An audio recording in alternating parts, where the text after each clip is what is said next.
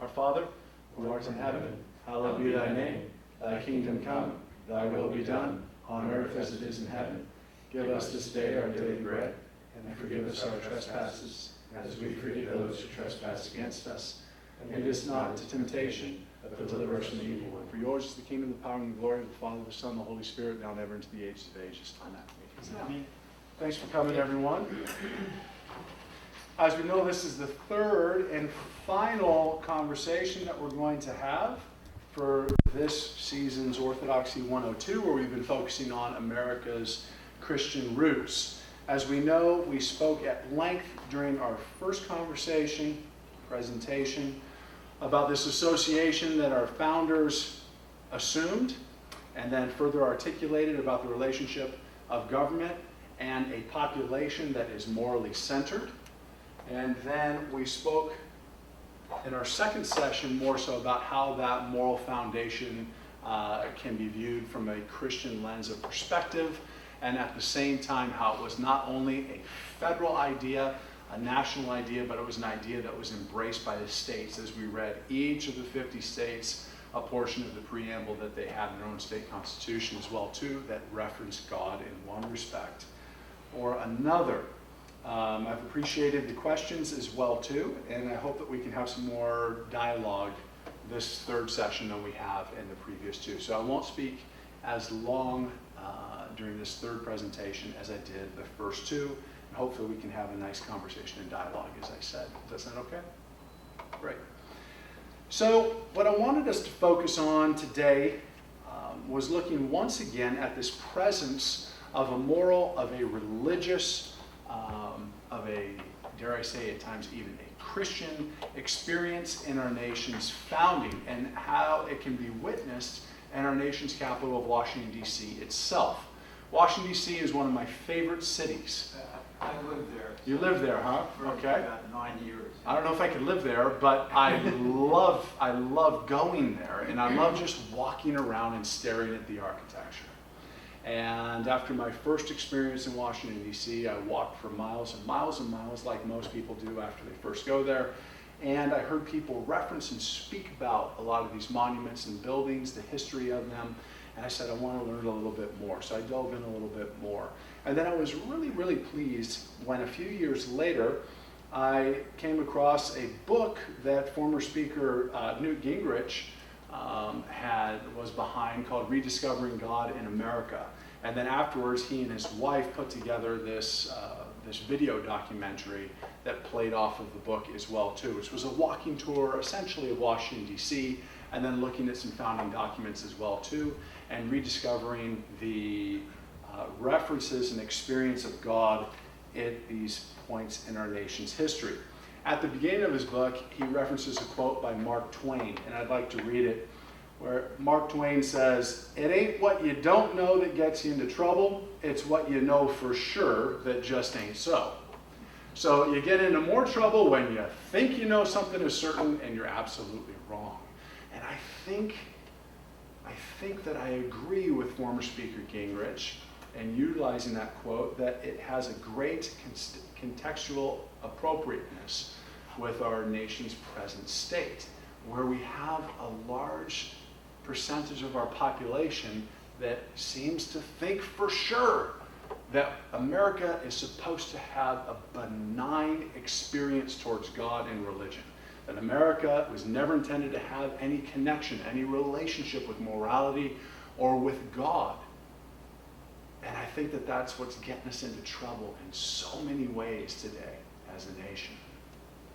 We've spoken about over the last two sessions all the different quotes, all of the different documents, different experiences from our nation's founders and even past U.S. presidents leading up into and through the 20th century that show the relationship between God and the country.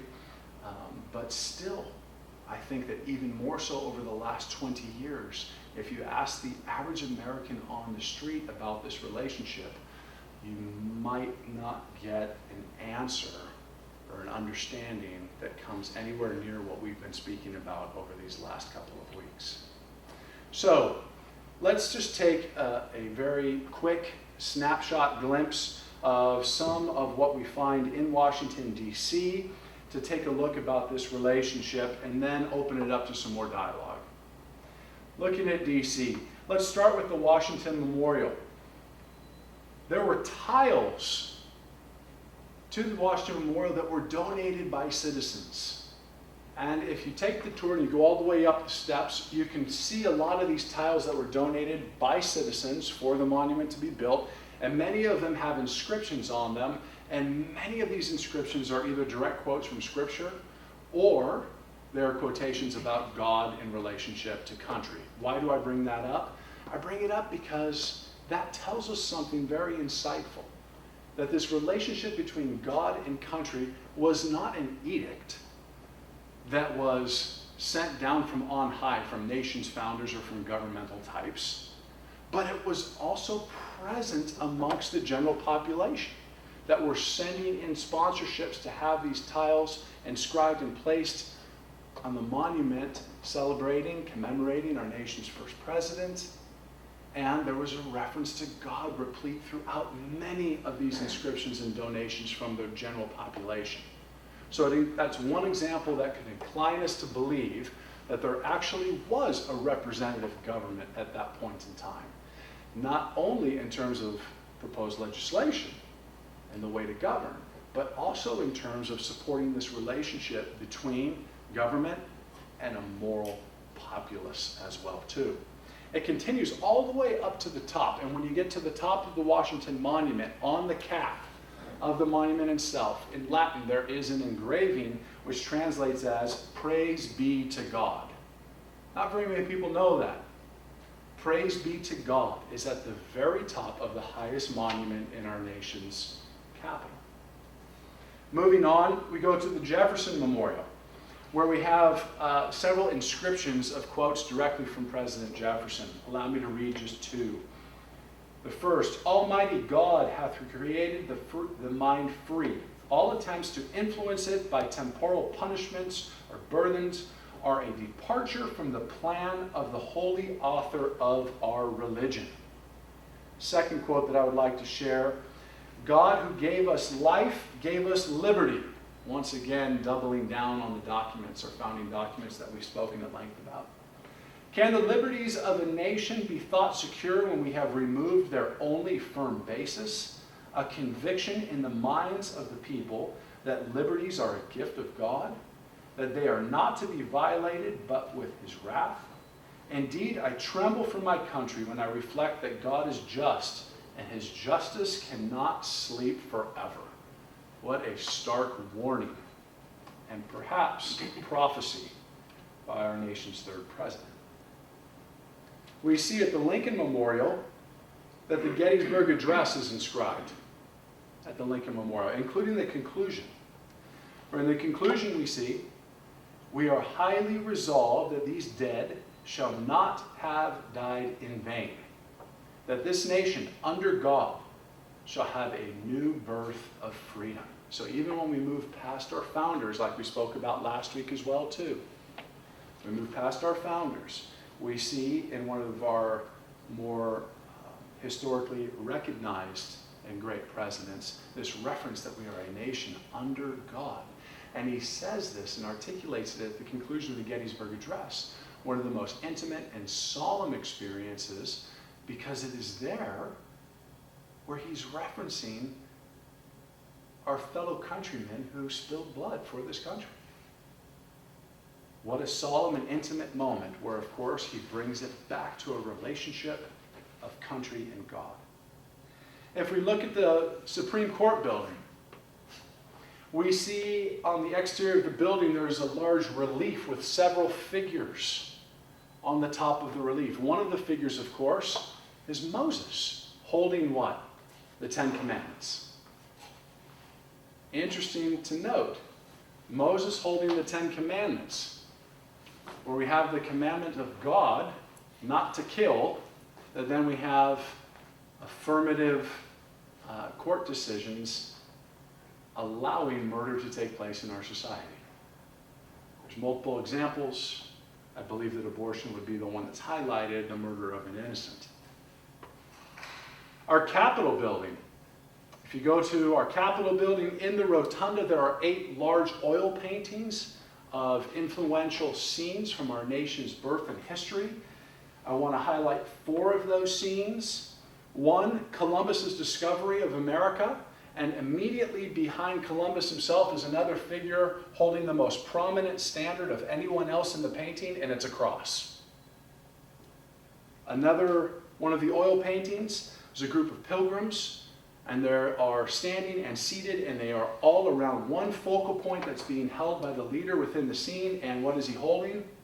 An open Bible, the largest and most prominent item in the painting. There's another painting where along the soil of the Mississippi River, commemorating discovery by the explorer De Soto, is a large cross, once again, being planted in the soil on the Mississippi.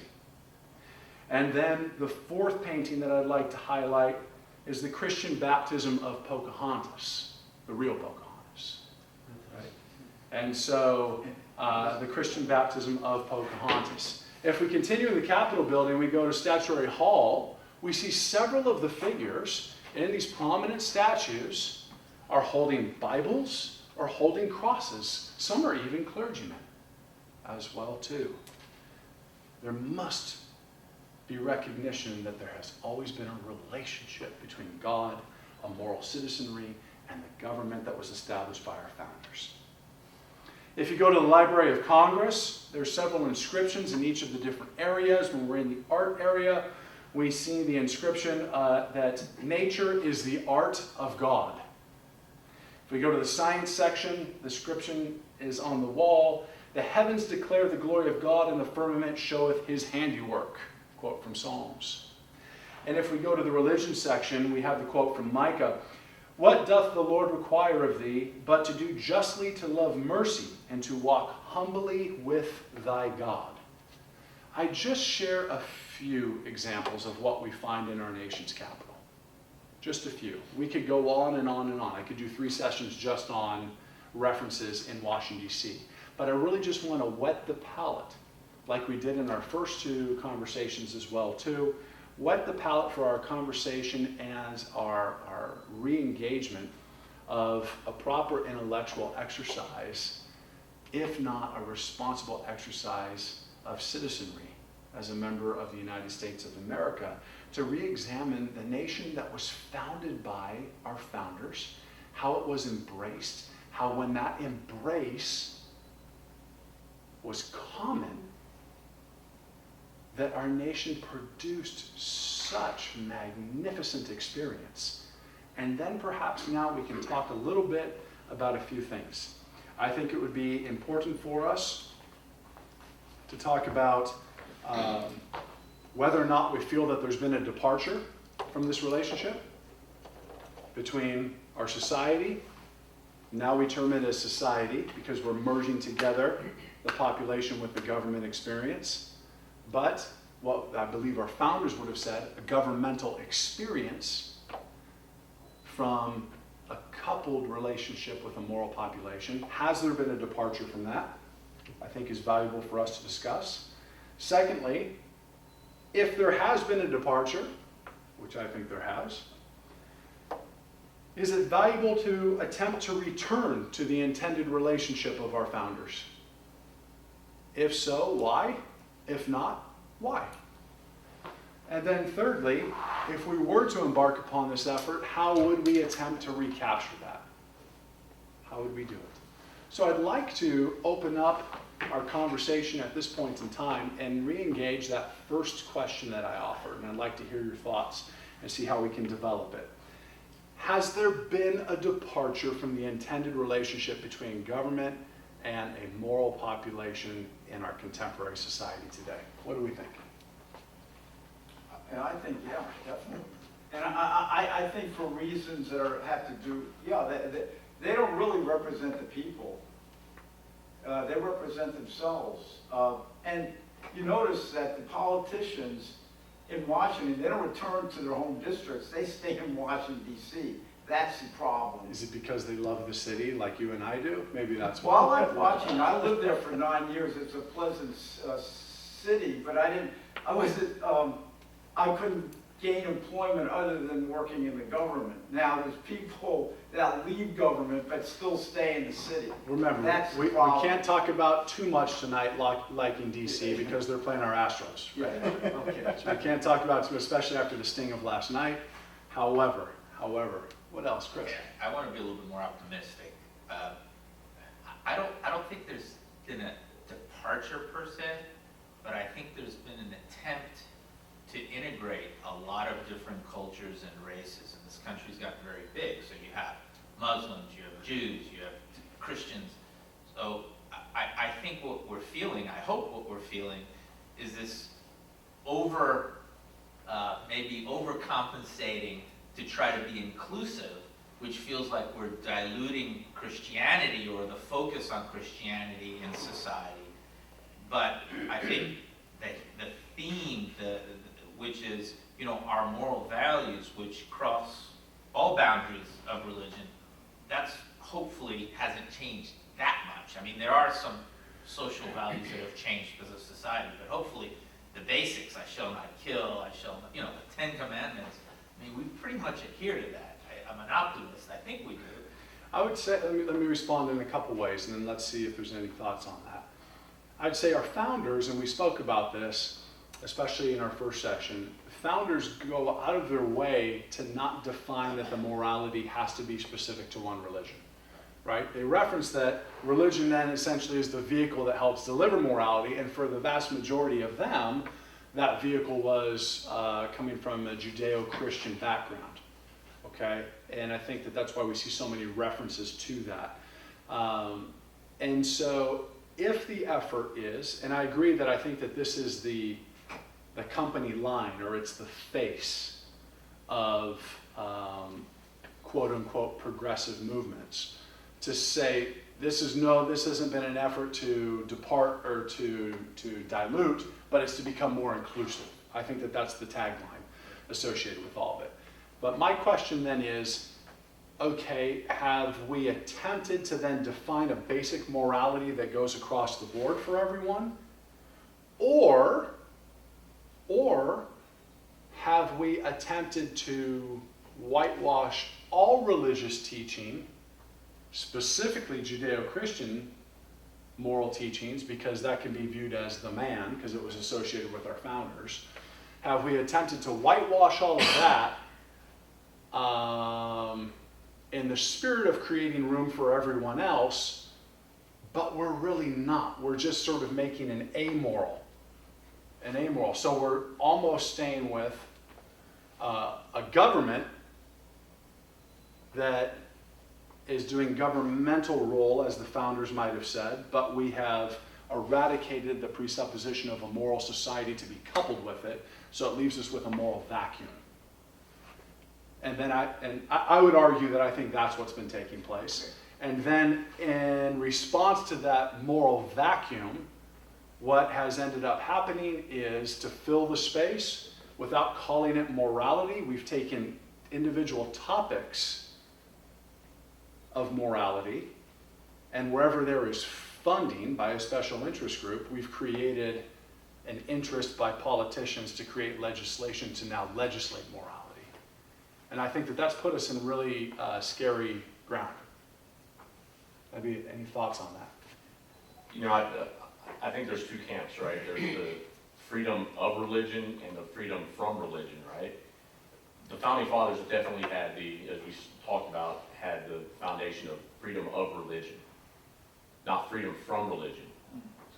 What's happening now is that more and more people are going into the other camp, freedom from religion.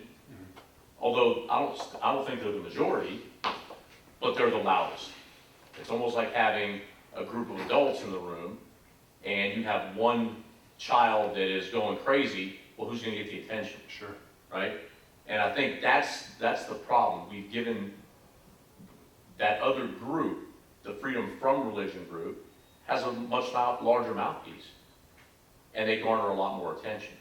And you can blame the media on it. You can blame social media. They've got a microphone. The other half doesn't. However, I still think that the country is still practices the morals, for the most part, majority of people, practice the morals that the founding fathers had wanted. Now, the slippery slope is this other side's gaining momentum just because they have the loudest mouthpiece. I think where I would piggyback on your comment of the slippery slope, and even relating back to Chris, what you said, a bare basic moral understanding of the Ten Commandments, thou shalt not kill. And we spoke about this during Bible study today as well too. Pretty general basic premise that should be embraced by anyone coming from a religious background with morality associated with it, right? Thou shalt not kill. That's pretty basic teaching that should cross lines. And I don't know if, even going back to, as I referenced, SCOTUS in the 70s with Roe v. Wade, I don't know if anyone on either side of that conversation would have embraced where that conversation is today. Where just even in the last couple of years, it has skyrocketed into totally new territory. Where now, late third-term abortions is embraced by a significant percentage of our politicians. Why? Because somebody's paying for that vote. To the point where, and we saw this just over the last year, where it was actually being recorded and people got outed in different ways. Abortion up to the last minute before birth. So it can be 9 months. The baby can be totally, quote unquote, viable outside of the womb. Doesn't matter. Shouldn't matter, right? According to many of these politicians. And then we even had a governor come out and say, what? A baby could be born, kept comfortable, and then there can be the decision if you want to keep it alive or kill it. And that can be okay. Wow. And I know that this has been framed a lot of ways. I understand, and I know he had tried to walk back and then not and everything else. I don't want to get into that conversation, but what the point that I'm trying to prove is that could never have been a conversation anywhere in our nation's history, I don't believe. I just don't believe it. I don't believe it. And I think that that's the scary ground that I'm referencing on this slippery slope, or where we've allowed a void of morality or a void of an expectation of a moral population to exist under the spirit of inclusion. And so what's happened? The void has been filled by legislation that is for sale. You know, it's interesting that example. That was a person that, the senator that made that claim. I mean, he's a doctor, right? And it's interesting. He has his own morality, obviously. That he made the call that, well, if the baby's sick and it's going to be a burden on the family, put him out of his misery type thing. And that's wrong. But yeah, it's Yeah, and again, I don't want us to get, I don't want us to get into the weeds on one topic, but I use that as an example to say that conversation I don't believe would have taken place 5 or 10 years ago. Not in the open. I don't believe so. I definitely don't think it would have happened in the 70s, and I'm pretty damn sure it would have never happened in the first 100 years of our nation's history as well too. Slippery, slippery slope. I think all in response to a void that's existed. And in that case, back to my point, right, I don't think that our morals have changed in the last year, that a majority of the people want to see that. Right. I think the fact that there's a bigger platform from the people, for the people that do, the minority that does. If you were to walk into this country today out of a complete vacuum and read the newspaper, turned on the news, you would think that most people believe in that. And that's the problem. That's the problem. And that kind of feeds on itself. So if we're not careful, we're going to end up being a majority country that's freedom from religion What's and next? freedom from our morals. What's right? next, right? What's next? we're becoming desensitized to those Or the mom that wants to give her 7-year-old boy hormone replacement. who I was told today the mother is supposedly Greek Orthodox. That's doing it. Really? I don't know if it's true, that's what I heard. It's true. Yeah. I mean, what a sad commentary, sad commentary. Okay, yes, Julia. In New York, in all my years, most from 74 and on, due to the problems with Cyprus and everything, I was involved a lot in politics. And today's government is as different as the one from the founding fathers as it is the black side of the moon to the clear side of the moon. Because, you have Congress people, right? The day they're elected, the next day they start fundraising, because in 2 years they need so much money to be, re-elected. So they have 10, 20 aides, they do the, all the research or whatever, and they influence them. I have spoken to Congress people and I said something to them, and an hour later in an event they said it without even, looking to see, is it true what I said to them? Right. Because they don't have the time to do it and all that, and they depend on it. And you have so many different people influencing them and the money that it's very hard for them, even if they believe something, they do the opposite because they need the money to stay in that position. Which references what we spoke about in one of our past sessions, not to endorse any individual, but that's why I think two people really have caught fire politically over the last few years, and that's President Trump and Bernie Sanders. Because whether you agree with what they say or not, whether you like them or not, there's a perception that they actually tell you what they think.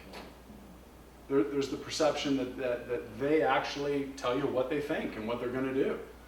And I think that a significant portion of our population, because they've turned so apathetic to the run-of-the-mill politician that is viewed as just being for sale and lacking any substance, that they're willing to put up with personal differences just for some authenticity.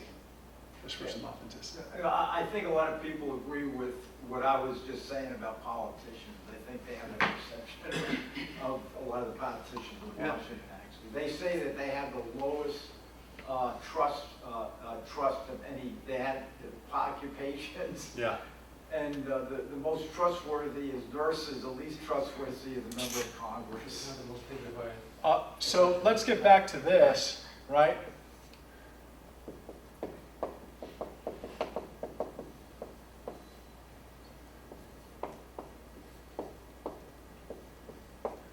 So I'm going to call this the void, right? The moral void, as I referenced it, okay? The moral void that exists. And we've just been speaking about how politicians then are filling that void, and that I've been referencing that there's special interest money that then ends up propelling how they're going to attempt to fill this void, okay? But what's an interesting conversation to me, and I want to see if there's any comments on this, isn't about this. It's how did this get established in the first place? When we take even just a cursory view of any of our founding documents, this is nowhere in the picture. If anything, there's an absolute stark warning against it. How many times, quotes that I read from Washington. Even let me reread this quote by Thomas Jefferson, which I shared earlier today. God who gave us life gave us liberty. Can the liberties of a nation be thought secure when we have removed their only firm basis? A conviction in the minds of the people that liberties are the gift from God. That they are not to be violated, but with his wrath. If you allow this moral void to come into play, God's wrath is going to be there, is what Thomas Jefferson is saying. Indeed, I tremble for my country when I reflect that God is just, that his justice cannot sleep forever. Jeremiah Wright was talking about the chickens coming home to roost. Right? No. So what's interesting to me is even when their founding fathers were very clear and overt to warn the population that you can't let this happen. I'm claiming that it did happen. What do we think are some of the contributing factors to it? I don't think it started with the politicians and the money people that buy the politicians. I think that they're the vultures that took advantage of the situation. I'm gonna But go what out- created the roadkill in the first place? I'm gonna go out on the limb. And this is casual observation, right? South America, if you go to school in South America, you get religion. Yeah. If you go to school in Greece, you get religion. You may never go to church in Greece. But you're at least But you're exposed to it religious. in some way. Yes. Here, the only way you can get exposed to it is if your family forces it through church, through self-education, or you get to go to a private religious school. Yeah. And I think that gap in teaching young people religion Mhm. contributes, I'm not going to say that's the whole thing, but it contributes significantly to the void. And it exponentially gets bigger and bigger because we get further and further away from the base, from those morals that religion teaches. So we're talking about education, right? And with every generation, it So just I grows. would then respond this way to say, okay, I agree. I think that this is foundational to the conversation of how did this happen. However, I don't think that this was as bad 50 years ago as it is today. I think it existed, but I think it was smaller. And I think that if you go back 80 years, it was probably even smaller. If you go back, it was smaller and smaller. And even though it probably would have been a little bit more palatable or commonplace to see a prayer happen in a school back then, or some reference to God, or at least reverence for the Bible or something of that nature, it still wasn't a part of the curriculum in a public education the same way as in a Catholic country or in an Orthodox country, right? If we go back even to our nation's founding, before education was provided by the government, well, who provided education? The churches. Religious entities, especially higher education. Especially higher education, but even going down beforehand as well too. And so I think that if we look at that history, that chronological history of the involvement with education, I think that that's a huge point right there. A huge, huge point. Okay? I absolutely believe that. And I think that as we got away from religious institutions providing education, got away from that, but then the state was providing it, and perhaps with every generation there was a little bit smaller experience. And I'm not talking about take out your pen and paper, we're going to learn about Job today. I'm not talking about that. I mean just the presence of it being there, right? Allowing some sort of a presence to exist. And then it gets back to the comment that you had earlier today, where we see in our country, example after example after example, there is a willingness under the banner and lie of inclusion to allow other experiences of religion to have a presence in public life and in schools, but not Judeo-Christian. What's an example? I would say an example would even be the experience of Muslim females that want to wear the head coverings everywhere that they go. It's a religious experience for them. It's a religious expression for them. Okay? Even to the point, I believe it was in California, when there were two Muslim women that I believe sued the state because was it a police officer, questioned them wearing it or something like this for identification purposes, and they got money. So you would argue if you as a priest became an elected official and wore your collar, there'd be an issue? It wouldn't be an issue for me. No, not for you, but for the government. I would say that it would not surprise me if there was a group under a progressive banner that would have a problem with it. It wouldn't surprise me if I went to go as a guest speaker at my children's school and I was wearing a suit with my collar and I was speaking about basketball, nothing about God, basketball. It wouldn't surprise me if someone took issue with the fact that I showed up wearing a collar, especially depending what state you're in the US as well too. It wouldn't surprise me at all. Yeah. Right? Because again, Judeo-Christian background, but if there was a female speaker that showed up wearing the Islamic head covering, and I'm not condemning that, Yeah. but I just think it should be a common response no matter what. But I think if they showed up, there would be a massive effort to protect that civil liberty, to protect that right, and to make sure that no one could ever question it. But God forbid if the priest showed up wearing a collar. Right? And it may sound as if I'm going a little Alex Jones here, a little extra conspiracy, but I really don't think that I am. And the reason why is because I live in the real world. I'm not in an ivory tower where I can live on theory and shoulds and wouldn't it be neat. I live in the real world, as do all of you, and I actually interact with real people. It's the same with Jews. If they wear their beanie, they get criticized. Right? So I believe, and again, I'm not saying that this is universal across the board. I'm not. But I'm saying none of this would have even been a conversation 50 years ago. But now, it's in the psyche of everyone out there, I believe. George. I believe that the early founders were much closer to God than the later ones. Let's say it's 18th and 19th century presidents and politicians we talk more about God than the later ones. And I believe that what made the difference is the development of science, especially Darwinism. Darwinism moved a lot of people away from God. They separated the people that had intellectual versus spiritual faith. And probably some of the early founders, their faith could be characterized as spiritual or intellectual. For example, Jefferson was more of intellectual than spiritual.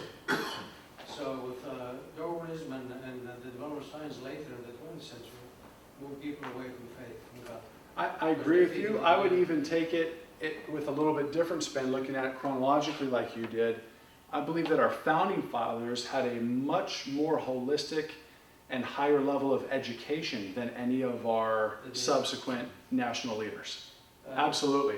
They were of the highest educated experience of leadership that I believe our nation's ever had.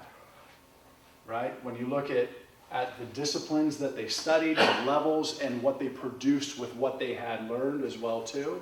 I don't know if we have had as educated of a experience of leadership ever. Okay? And it's interesting that when we look at that very highly educated, not just academically, but academically also, that was the population that was very invested in the recognition, and I'm not even talking about their own personal faith. I'm talking about they were vested in the recognition that the society had to be moral, and that morality had to be rooted in God and taught through religion, or else the government won't work. It won't work. If you don't have that, then you need a nanny state. Then you absolutely need a nanny state to legislate to you what morality is, because you're not allowing God to tell you what it is. So how do we make this smaller then? Again. Good question. Right? Good question. What do we think? What are thoughts on that? Well, first let's ask this question. Do we think that it is, depending what social political ideology that people adhere to today, the vast majority would go one way or the other. Should we make it smaller? Or should we allow it to continue to expand until that's the prevalent experience of things? Because we have people in our society, absolutely, that think this is great. And we want this to just blow up so that in the spirit of inclusion of everyone, we end up standing for nothing. So we're not going to stand for anything so that everyone can feel included. No one can ever feel left out. And in the process, we're just going to stand for nothing, and you can fill in the blank as you see fit. But we know that the end result of that is either anarchy, because your truth is going to bump into my truth at some point in time. And if there's not a morality there to delineate what is right from wrong, what's just, what is not just, then we're going to have a little fight on the schoolyard. Or the state has to come in and legislate to us what's right and wrong and what we can do and what we can't do. So that's the natural end I see, and there's example after example throughout the 20th century and 21st now as well too, that prove my point, of the group that says, nope, let this thing exist, let it grow bigger. And then there's the other conversation which says, we need to shrink this thing down. What do we think? There are many, going back to your original quote about thinking we know everything and how dangerous that is. Yeah. There are many people in society today that just aren't scared of dying. They're not, they have no concept of heaven and hell or where they're gonna wind up. And they just don't feel accountable maybe to morality because, you know, I'm gonna die, it's over, I have no fear of where I'm gonna wind up, so why does it matter? Yeah. And, you know, again, I always fall back to, you know, if you have to build that in. If it's not built into you, then how do you acquire it? I think that where that comes from is one of two places. One, a lot of proactive education, right? Or secondly, your environmental circumstances. Where if you have been reared in an environment, or if you currently reside in an environment where you experience need, not want, not desire, but need. Like, I need food tonight to feed my family, or I need clothes, or I need shelter, right? In a very basic sense. If you grow up, or if you're living in an environment where you experience true need, I don't think that that vacuum exists anymore for that person, right? Because now you know the difference between black and white, right? And I think that you're aware of your own morality and you become concerned with it. It's like they say, there's no atheist in a foxhole, right? Kind of that whole idea of things. And perhaps part of how this has grown to the extent of what it is related to what you're saying, and that we've had generation after generation after generation that really hasn't experienced need. I mean, even the poor in our country have more resources than most people in the world, right? Have more resources than the vast majority of the people in the world. And so I think that that's a big contributing factor, I would say. George. Well, first of all, people need to realize, to accept rather, that we have a moral vacuum. Because what's moral to you is not moral to me, so there is no moral vacuum. So how do we accept that we do have a moral vacuum? Yeah, I would say, I would boil it down to its most basic conversation. There's good and there's bad. Well, that's even relevant. Right? Some people may think it's well. So, do you have something informing you as to what's good and bad? Is it religion? Is it God? Is it your feelings, like the progressive movement likes to talk about? Or is it a nanny state? Is it the government that's going to do it? Right? And so I think that if we can boil it down to that basic question, there's a good and a bad, and where is it that you learn about what's good and what's bad?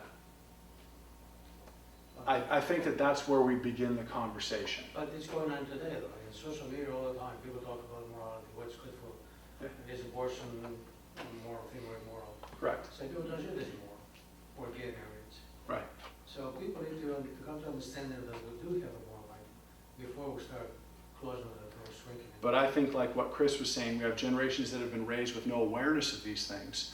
So you have to engage them where they're at, and by boiling it down to that basic question, do you recognize that there's good and bad?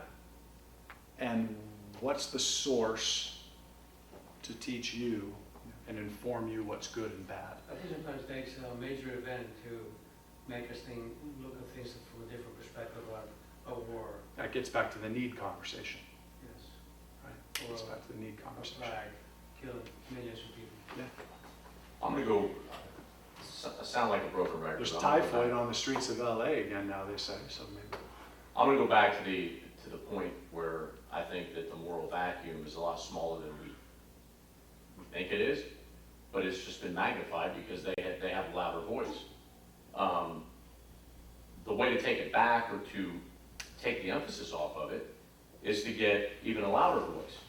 A good example, and this may be simplistic, but at the high school my son goes to, before every game, we see the boys off on the bus.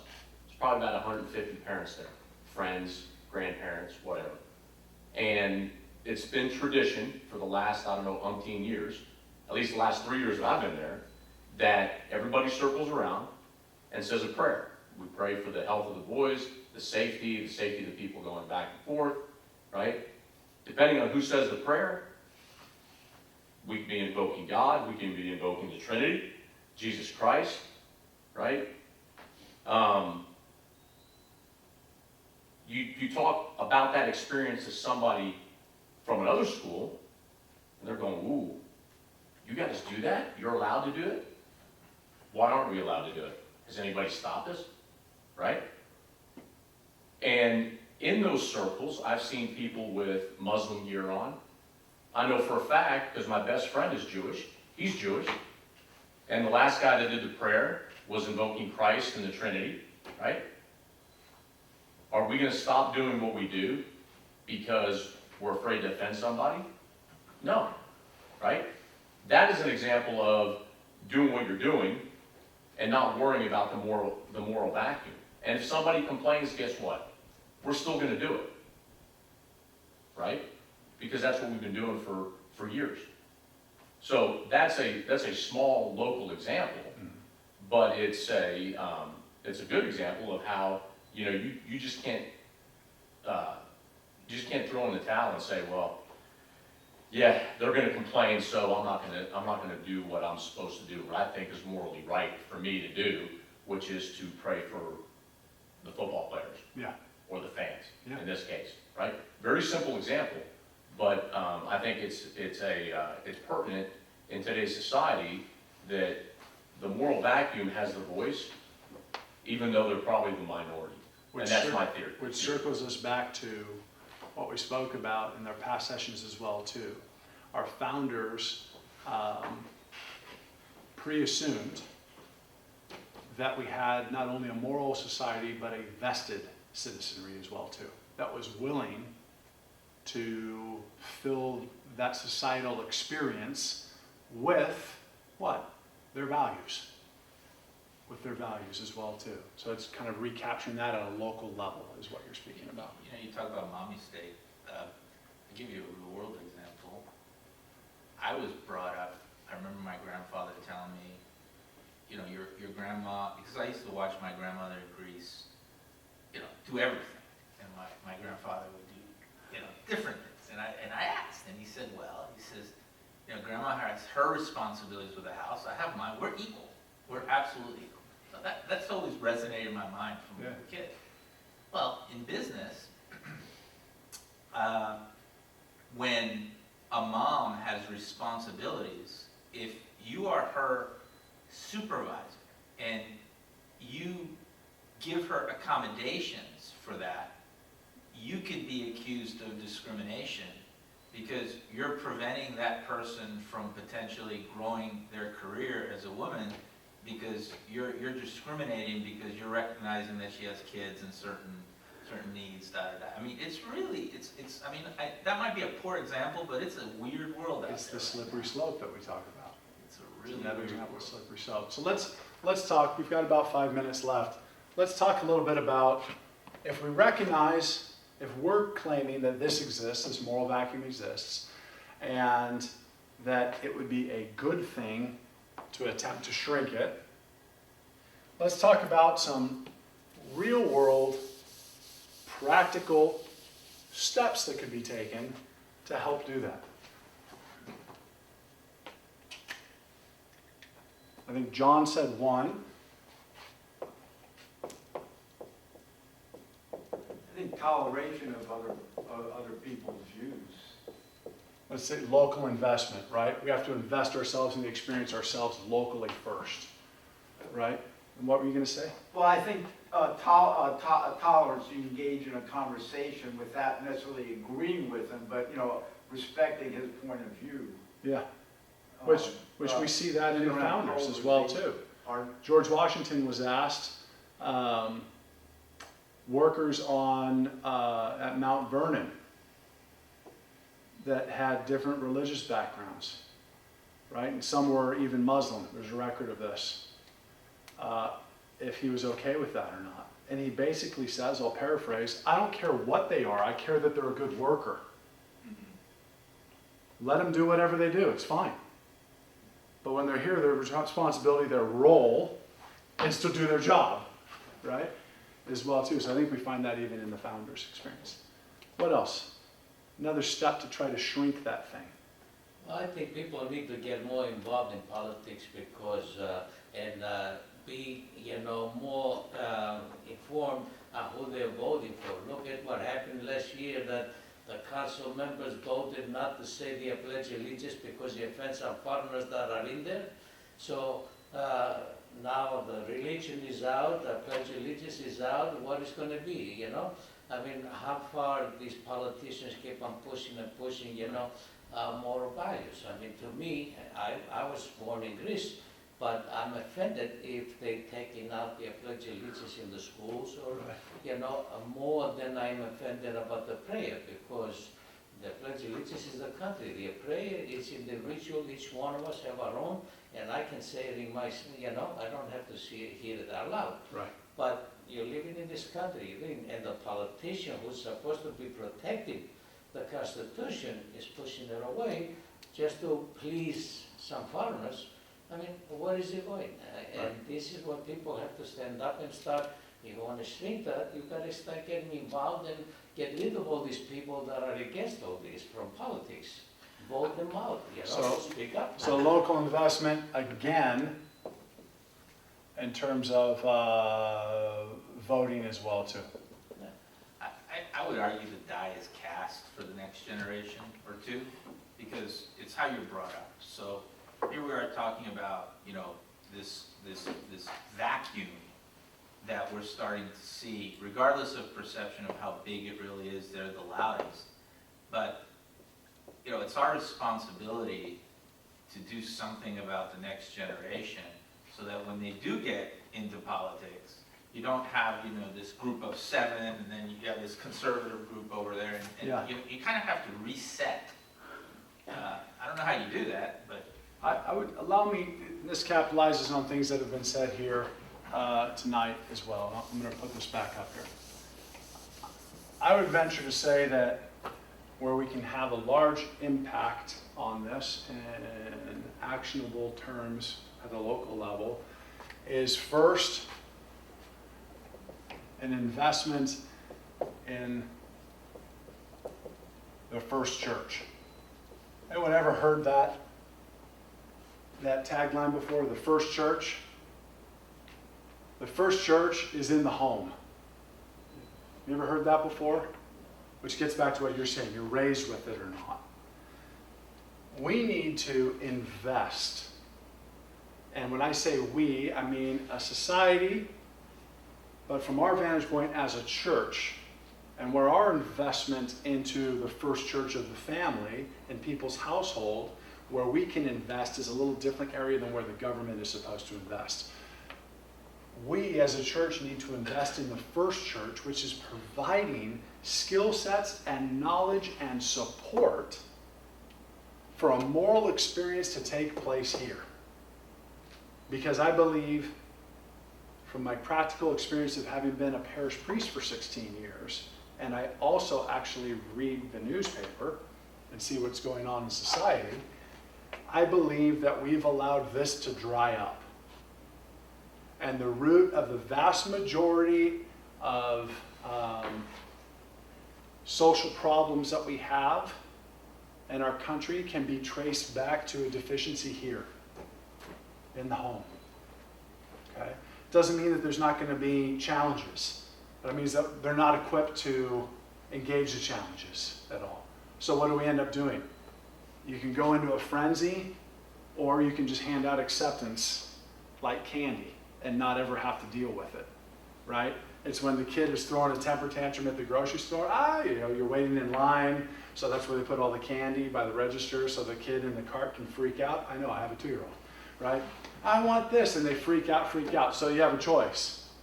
I can be a parent, invest in the First Church, and right here, I can discipline if needed, I can teach if needed, do whatever, or I can say, to heck with it, I had a long day, I don't care, eat as many Snickers as you want, just leave me alone, I can't deal with it right now.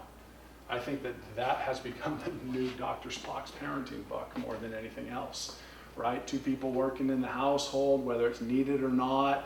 There's not a lot of time to spend together as a family. When you do, the last thing you want to do is deal with grief, and so you just give in and you just give them as much crap as possible to keep them sedated. You know, I joke all the time with my wife whenever one of the kids acting up, I'll say, you got any Benadryl around here? Load them up and send them to bed. Put some extra chlorine in the bathtub and let them take a long soak. Scratch their eyes, go to bed. And we joke about it, but I think that we, as families in our society now, we give that Benadryl by just giving in and handing out acceptance to poor behavior all the time. So I think we, as a church, need to invest in the First Church more so. And that's going to have an impact in dealing with this moral void. As I've shared before, I hear the confessions of teenagers, and I got to tell you, some very, very basic moral teachings. The first time many teenagers ever hear of them is when they talk to me in the context of confession. Basic stuff, right? They've just never heard it before. So that's number 1. Okay? I think that's number 1. Number 2, the other realm deals with education. And I say pre-K through 12 and higher education as well too. Okay? Now, let's be honest. I think that we've spoken about, and there might be people out there online or somewhere else that would disagree, but we've spoken about how many politicians and legislation and governmental experience ends up being put forth and put into practice based upon dollars. Who wants to support that with this? And it gets pushed through. Okay? Well, what also has an effect is if a local community speaks up and says, that's not acceptable for us. We're not doing that. And guess what? You vote out the people on the local school board. And you get rid of that Secretary of Education. You vote them out, which talks about being invested in the local politics like we spoke about before as well too. And you have a parent-teacher organization that isn't having their only focus being on raising money to make sure that there's a new sports something that takes place, or to make sure that there's the extracurricular activity here. But what if the parent-teacher organization got together and they voiced their values as a moral grouping to want to have a different experience for their kids here through here? That will have an impact. Look at the state of Utah. We disagree with much of the morality that's put forth by the Mormons. However, they're a population that has their own morality, and they value it. And guess what? It's reflected in everything they do. Did you know that on purpose they put one of their wards or their churches across the street from public schools whenever possible? Not only in Utah, but all over the place. I had one across the street from my high school. And that the Mormon students, even in public high schools, can get credit by a program that's run at their church by their own people. Why? Because they vested themselves in the process of what's going to happen here. Why haven't the rest of us? We can learn from that. That's 1. 2, higher education. Higher education. I had a former parishioner call me recently and say, it cost me about $300,000 to send my 2 children to university. sent them to a Christian university. So it cost me $300,000 each so that they could return to me an atheist. So 600 grand to turn both kids into atheists. Well, you shouldn't have to spend 600 grand to begin with. Okay? Now, higher ed. Looking at the curriculum that's established there and the experience that takes place on our higher education campuses, and I'm an advocate of higher education, it has absolutely moved in one direction as a whole in terms of moral vacuum and embrace of ideologies. It's moved in one direction on a whole, and I feel pretty safe in saying that. Did you also know that the vast majority of students that go to college and university now access some form of financial aid, of loans, student loans? Did you also know that all student loans are mandated to be backed by the federal government now as well too? That was a part of Obamacare. Tell me how that has anything to do with health care. Little pork, right? So, it just so happens that even before that, when the federal government got into backing these loans, that's when colleges and universities could jack up their prices. Because now everybody can get a loan secured by the federal government. Anybody can get a loan to go to college now, right? So the universities profited off that because now they charge an exorbitant amount of money. And now when it's the sole funding of student debt that exists out there, and the vast majority of students have to access that debt, you tell me who has a vested interest in what's being taught on campuses as well too, who gets to pull the strings. Again, I know you could say, hey, he's getting a little Alex Jonesy up there, a lot of conspiracy. I'm just following the money. Just following the money. And I'm telling you, there has to be a point where somewhere, someone along the way, when I say someone, I don't mean just individual, I mean populace, finally says, forget it, not doing it anymore. Why do you think universities like Hillsdale College right now are having so much success? What's the number one thing that they advertise? We don't take any federal dollars here, not one. That's their sales pitch. They're packed, right? They're packed up there. So I would venture to say, and we could go on and on and on and on, but two avenues through which people like us can have an impact on the moral vacuum that exists. First and foremost, which all of us can have an impact on, is right here at the First Church. Whether it's the First Church at your home or it's the First Church at my home, vesting ourselves in a moral experience. Okay? So that we're rearing people that recognize not only the value of morality, but understand it as a core foundational element of their own identity. And then they expect other people around them to have that same identity as well too. And we as a church need to be going all in and investing in this effort and supporting it and providing resources for it. And then secondly, as citizens, we have to have an impact on this educational experience as well too. Pre-K through 12, right? Not everywhere is pre-K a provided experience, but in some areas it is, right, by the state. Pre-K through 12, we have a voice. We just don't really use it very often. We're tired. We don't know where to use it, how to use it, but there's a roadmap of groups that do, and we can follow along with that. And then when it comes to higher education as well too, you know who's backing those student debt loans? You and me. It's the money that comes out of our taxes. And so we should have a voice on that as well too. So let's end on a positive note. Let's end on a positive note. Positive note is one that I've reflected on in the past as well in these conversations. And that is that there's no silver bullet of just one thing that we can do that's going to solve all of the issues of this separation or this chasm that has now come into American experience between government and the moral experience of the populace. However, the experience that will shrink that gap is when individual by individual we start valuing what the founders spoke about and taught. When in my household and in your households, you begin to say, I value that to the extent that I'm going to invest myself in it.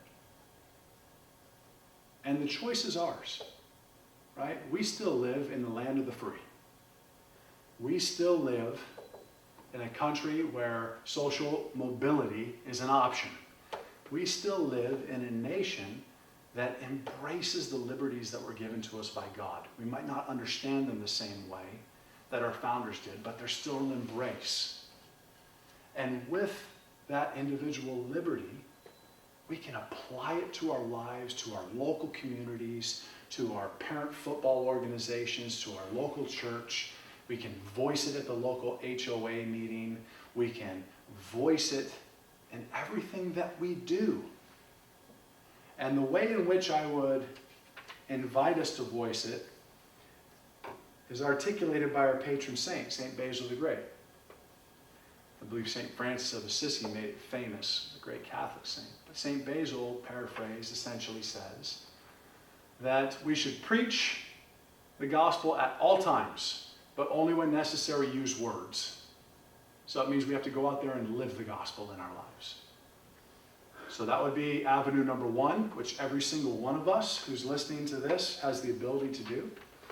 And then, secondly, we should seek the other avenues that we have, whether it's, right, the first church, first thing we spoke about, or if it's in education, or if it's working with a local politician, or if it's a local book club that we're in our neighborhood and you want to talk about, and say, hey, I got a great book that talks about morality. Why don't we do this one next? Right? Whatever it is that we can access, be willing to do it. And the good news is that when we go down that track, not only are we receiving the blessings of our nation's founding fathers, but more importantly, we're being ambassadors of the light of Jesus Christ. And we know that when we travel on the Lord's path, that God's grace comes in abundance and his work is done in ways that we can't ever fully expect or understand. Good things will happen when you and I choose to get off of our rear and work towards this end. We can't wait for somebody from Washington, D.C. to do it.